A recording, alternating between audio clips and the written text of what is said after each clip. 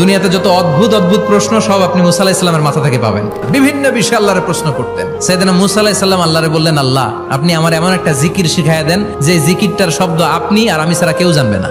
দিনে রাতে সব সময় এই জিকির আমি করব, আপনারে ডাকবো, কিন্তু শর্ত হলো এই জিকিরটা জানবে শুধু আপনি আর জানবো শুধু আমি। আল্লাহ বললেন, মুসা পড়ো লা ইলাহা ইল্লাল্লাহ। মুসা আলাইহিস সালাম কয়, মাবুদ এটা তো জাতীয় জিকির, সবাই জানে। আমি তো চাইছি এক্সেলেন্ট একটা জিকির, কারো কাছে নাই, শুধু আমি জানবো আর আমি পড়বো। আল্লাহ বললেন, মুসা এই লা ইলাহাকে যদি এক পাল্লায় রেখে দাও, তাম বিশ্ব, 7 আকাশ 7 জমিনটারে তুলে যদি তুমি আরেক পাল্লায় রেখে দাও, লা রাজাহাত কাফাতু লা ইলাহা ইল্লাল্লাহ, মুহূর্তের মধ্যে লা ইলাহার পাল্লা ভারী হয়ে যাবে। ও মুসা, তুমি যতই এক্সক্লুসিভ জিকির চাও, লা ইলাহার চেয়ে দামি জিকির আমার কাছে নাই।